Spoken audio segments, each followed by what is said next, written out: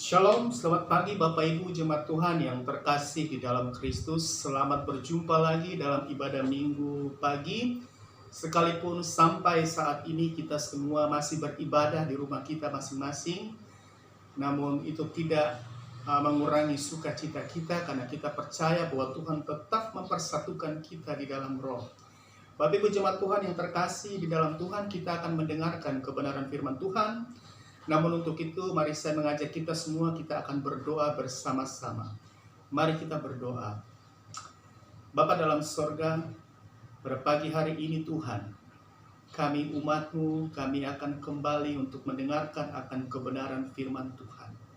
Mari Tuhan, kiranya Tuhan penuhi kami dengan hikmat-Mu, dengan pengertian-Mu Tuhan, supaya firman yang akan disampaikan dapat dimengerti oleh kami semua, sehingga kami dapat menerapkan semuanya itu di dalam kehidupan kami. Bapa, tolong kami, hamba yang menyampaikan firman, hamba tidak lebih daripada jemaat Tuhan yang mendengarkan firman Tuhan. Mari Tuhan, kiranya menolong sehingga firman Tuhan pada pagi hari ini dapat diberitakan, dan biarlah maksud Tuhan dapat dinyatakan kepada kami semua. Terima kasih Tuhan Yesus. Di dalam nama Tuhan Yesus Kristus, kami sudah berdoa dan mengucap syukur. Amin. Bapak Ibu yang terkasih di dalam Kristus, saya mengajak kita mengambil ayat kita, membaca kebenaran firman Tuhan pada pagi hari ini yang terambil dari Yakobus 3 ayat yang ke-17. Mari kita baca kebenaran firman Tuhan bersama-sama dari Yakobus 3 ayat yang ke-17. Saya akan membacanya. Tetapi hikmat yang dari atas adalah pertama-tama murni, selanjutnya pendamai, peramah, penurut, penuh belas kasihan, dan buah-buah yang baik, tidak memihak dan tidak munafik. Demikian jauh pembacaan kita. Bapak yang terkasih di dalam Kristus, kita banyak mendengar kata hikmat. Ya, hari ini kita akan belajar tentang tema kita yang sudah masuk pada minggu yang kedua, tentang living in wisdom of God, atau hidup dalam hikmat Allah. Untuk itu, sekali lagi saya mau sampaikan bahwa kita sering mendengar kata hikmat, ya, baik dalam khotbah-khotbah, dalam tulisan-tulisan, dan bahkan dalam hidup kita sehari-hari. Ketika COVID-19 mulai dinyatakan sebagai sebuah pandemi, maka salah satu strategi untuk memutuskan penularan virus corona adalah dengan menghentikan semua kegiatan-kegiatan keramaian atau kegiatan-kegiatan yang sifatnya melibatkan banyak orang. Sehingga dengan demikian maka semua kegiatan agama, di antaranya ibadah-ibadah umat Kristen pun tidak dilakukan secara berkumpul yang seperti biasanya kita lakukan pada setiap hari raya, pada setiap hari Minggu, ya, di mana kita mengadakan ibadah raya. Dan hanya boleh dilakukan di rumah-rumah dan dilakukan secara live streaming bagi para pelayan. Nah, namun ketika hal itu diputuskan, maka muncul pro dan kontra. Ada yang menentang, ada yang menerima. Bagi yang menentang, mereka mengatakan ini sikap tidak beriman. Ibadah saja, jangan takut, dan sebagainya. Namun bagi yang menerima, mereka mengatakan, ya kita sih beriman, tetapi kita harus berhikmat, ya. Bapak Ibu yang terkasih di dalam Kristus, sebenarnya apa itu hikmat? Bentuknya seperti apa? Ya. Sepertinya hikmat merupakan hal yang sangat penting dalam kehidupan beriman orang percaya. Ya, jadi waktu saudara membaca tentang hikmat dalam Alkitab, misalnya dalam Amsal pasal 8, ya sepertinya penjelasannya hikmat itu sangat abstrak, ya. Apalagi ketika Amsal menjelaskan, hikmat itu menggunakan gaya bahasa tertentu, atau yang kita kenal dengan gaya bahasa personifikasi. Seperti hikmat dijelaskan seakan-akan hikmat itu seperti manusia. Dalam ayat yang ke-1 dijelaskan bahwa hikmat itu berseru-seru, ya, sambil dia berdiri di tempat-tempat yang tinggi, di tepi jalan, dan di persimpangan-persimpangan jalan dan sebagainya. Ya, kita sering mendengar orang berkata, berdoa minta hikmat Tuhan. Atau kita sering dengar orang Kristen bicara pakai hikmat dong. Ya. Kenapa harus pakai hikmat? Apakah hikmat itu lebih tinggi dari firman Tuhan? Apakah hikmat itu lebih tinggi dari iman? Sebagian orang percaya juga sempat mengira bahwa yang dimaksud dengan hikmat itu adalah pertimbangan-pertimbangan secara rasio atau secara akal budi, ya, kecerdasan, pengetahuan. Dan saya juga sempat mengalami hal yang seperti itu, yang mengira bahwa hikmat adalah seputar kecerdasan atau pengetahuan seseorang, ya.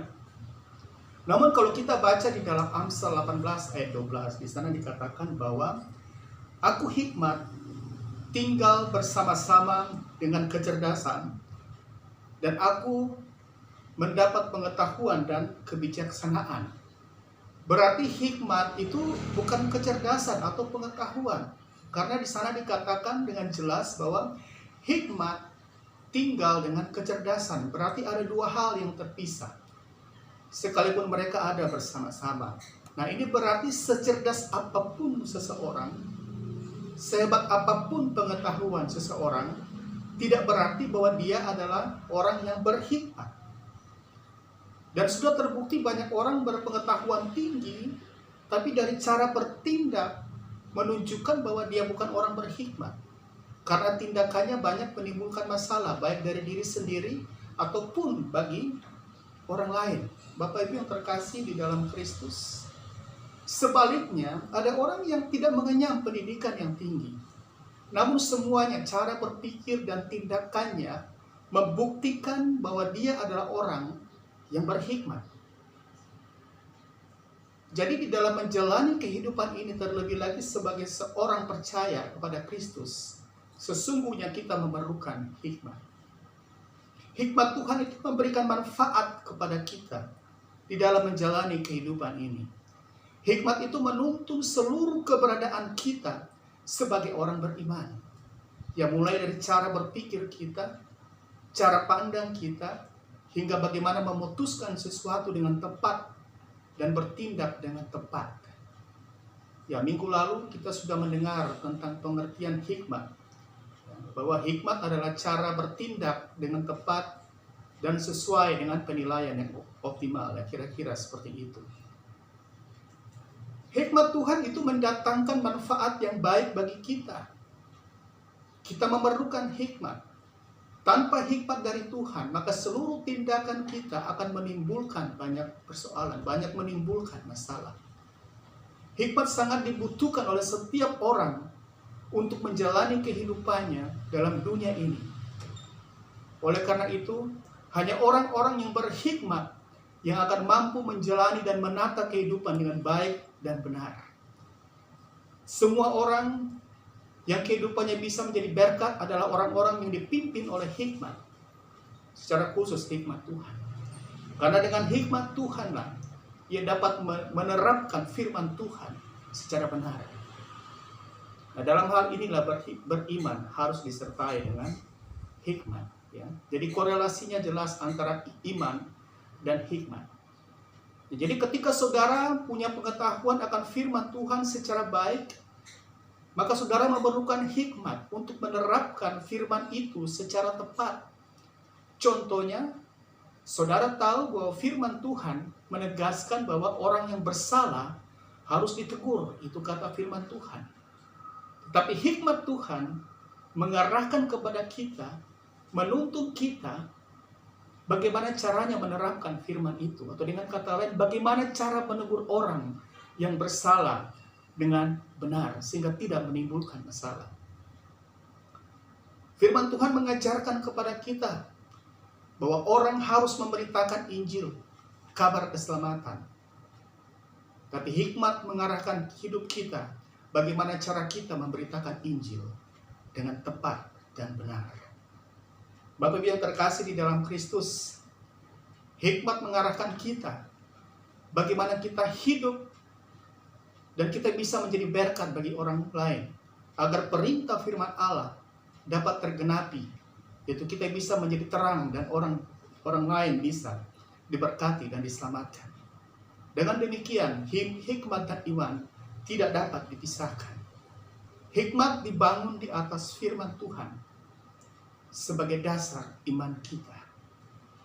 Memiliki pengetahuan tentang firman Tuhan secara luas, secara luar biasa.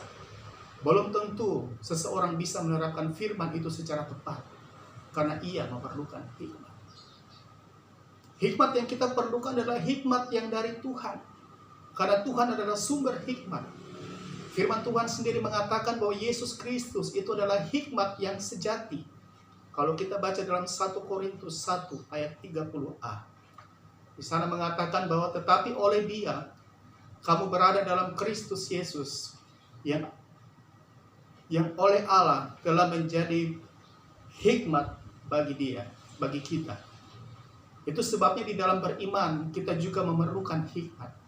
Karena hanya dengan hikmat kehidupan beriman kita akan dituntun oleh Kristus. Bapak Ibu yang terkasih di dalam Kristus, dalam Ibrani 12 ayat 12a mengatakan, hanya Yesus yang dapat memimpin kita ke dalam iman dan yang membawa iman kita itu kepada kesempurnaan.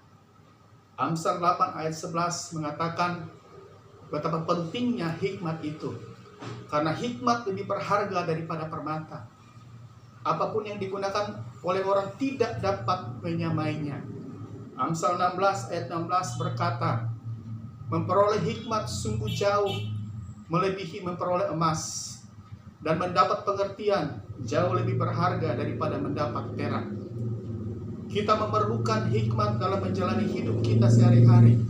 Bahkan Tuhan Yesus sendiri adalah teladan hikmat tertinggi yang menjadi panutan kita.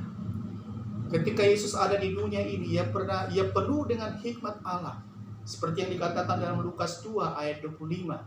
Dan di sana dikatakan bahwa Yesus makin bertambah besar dan bertambah hikmatnya, dan makin dikasihi oleh Allah dan manusia. Ketika kita berjalan dalam hikmat Allah, maka apa yang kita pikirkan, apa yang kita putuskan, dan apa yang kita lakukan, itu akan terjadi secara tepat sesuai dengan kehendak Tuhan. Dan pasti akan membawa manfaat yang tepat bagi kita dan bagi orang lain. Tidak merugikan saudara, tidak merugikan orang lain. Sehingga saudara tidak menjadi batu sandungan bagi orang lain. Dan orang lain pun dapat diberkati. Bapak Ibu yang terkasih di dalam Kristus, mungkin apa yang saudara buat, ya sekalipun itu sederhana, biasa-biasa saja. Tetapi kalau itu adalah hasil daripada hikmat Tuhan, maka hasil itu mendatangkan manfaat bagi saudara. Tidak ada masalah yang ditimbulkan bagi saudara dan bagi orang lain. Terlebih lagi, nama Tuhan ditinggikan. Ketika Yesus berhadapan dengan orang-orang Farisi dan ahli Taurat yang membawa perempuan yang bersinah untuk menjebak Yesus, mereka menanyakan kepada Yesus tentang pendapatnya. Yang mereka katakan menurut hukum Musa, bahwa perempuan yang bersinah itu harus dirajam dengan batu hingga mati. Lalu Yesus dengan hikmat Allah, ya kalau dia katakan boleh dirajam, maka berarti dia melanggar undang-undang Romawi. Tapi kalau dia katakan tidak boleh dirajam, maka dia berhadapan dengan hukum Taurat. Ketika orang datang kepada Yesus dan bertanya kepada Yesus tentang hal membayar pajak kepada Kaisar, bolehkah membayar pajak kepada Kaisar? Apa yang Yesus buat? Yesus kembali menggunakan hikmat Allah. Kalau dia katakan boleh, maka pasti dia akan berhadapan dengan orang-orang Yahudi yang pada saat itu menentang penjajahan Romawi. Sementara kalau dia katakan tidak boleh, maka dia akan berhadapan dengan kaum Herodian yang merupakan pendukung daripada Herodes. Maka dia meminta koin tersebut. Lalu dia katakan, apa yang layak diberikan kepada Kaisar, berikanlah. Dan yang kepada Tuhan, berikanlah kepada Tuhan. Ini hikmat daripada Tuhan bagi yang telah dinyatakan oleh Yesus Kristus sendiri. Bapak Ibu jemaat Tuhan yang terkasih di dalam Kristus, di dalam hidup kita sehari-hari kita memerlukan hikmat di dalam seluruh bagian kehidupan kita. Seorang istri memerlukan hikmat untuk mengatur rumah tangganya. Orang tua perlu hikmat untuk mendidik anak-anaknya. Kita perlu hikmat di dalam bekerja. Kita memerlukan hikmat untuk mendidik, untuk melayani. Seorang pelayan memerlukan hikmat untuk menghadapi jemaat. Di dalam membuka usaha atau suatu bisnis pun, saudara memerlukan hikmat. Karena dengan hikmat akan menuntun saudara untuk bagaimana saudara mengembangkan bisnis sesuai dengan hikmat Allah. Sehingga saudara tidak membangun bisnis atau usaha dengan cara-cara yang tidak benar, yang merugikan orang lain, atau cara-cara yang tidak mempermuliakan Tuhan. Tapi Tuhan akan menuntun saudara untuk melakukan semuanya itu dengan tepat, sesuai dengan kehendak Tuhan. Bapak Ibu yang terkasih di dalam Kristus, orang-orang muda juga perlu hikmat di dalam bergaul, sehingga mereka selalu dituntun oleh hikmat bagaimana mereka harus bergaul. Mereka dimampukan untuk mengaplikasikan, menerapkan firman Tuhan secara benar di dalam pergaulan. Memiliki hikmat Tuhan bukan pilihan. Setiap orang yang percaya harus memiliki hikmat Allah. Firman Tuhan datang tegas meminta kita untuk berusaha memiliki hikmat. Dalam Amsal 2 ayat 3-5 di sana dikatakan, bagaimana kita harus memiliki hikmat Tuhan. Hikmat itu diumpamakan seperti emas, seperti harta yang terpendam, harta karun yang terpendam. Untuk itu setiap kita harus memperlakukan hikmat itu sebagai sesuatu yang sangat berharga, sangat bernilai di dalam kehidupan kita. Bapak yang terkasih di dalam Kristus, ada dua kebenaran yang akan kita lihat bersama yang merupakan kekuatan hikmat sehingga bisa mendatangkan manfaat bagi kita. Yang pertama, kita memerlukan hikmat, dan hikmat itu betul-betul menjadi kekuatan dalam kehidupan kita. Karena hikmat itu adalah hikmat yang berasal daripada Allah. Hikmat surgawi kalau kita baca dalam ayat yang ke-17. Salah satu kekuatan hikmat yang mendatangkan manfaat adalah karena hikmat yang ada pada kita adalah hikmat dari Allah. Atau dalam ayat yang ke-17 dikatakan sebagai hikmat yang dari atas. Hikmat surgawi.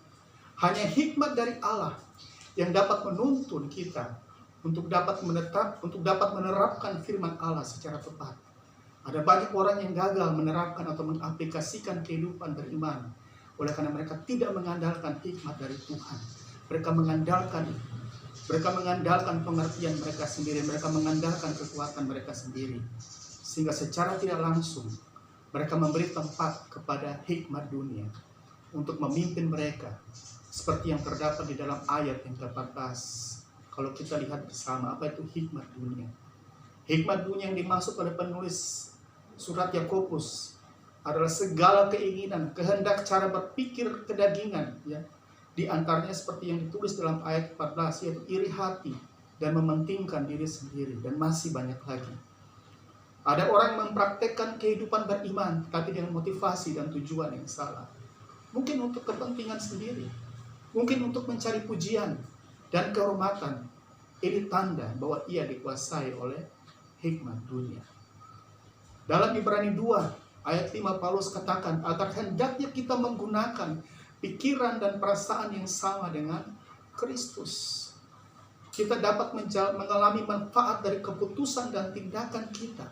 Oleh karena apa yang kita kerjakan itu berdasarkan pikiran dan perasaan yang terdapat di dalam Kristus. Kalau dalam ayat yang ke-17, sifat-sifat itu antara lain murni, pendamai, penyayang, penuh keadilan.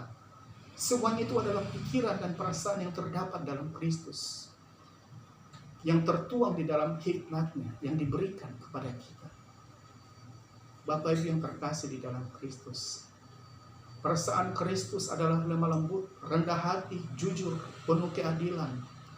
Sehingga ketika semuanya itu diberikan kepada kita, diberikan kepada saudara untuk mengerjakan sesuatu, maka semua sifat-sifat yang demikian akan menjadi salah satu kekuatan saudara untuk menjalani kehidupan.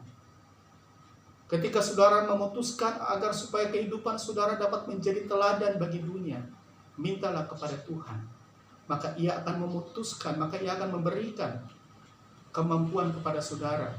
Ia akan menuntun bagaimana supaya saudara bisa menjadi teladan dan berkat bagi orang lain.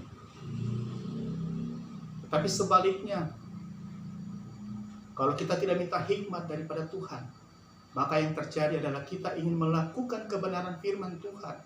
Kita ingin melakukan hal-hal beriman, tetapi itu didasari oleh motivasi yang salah.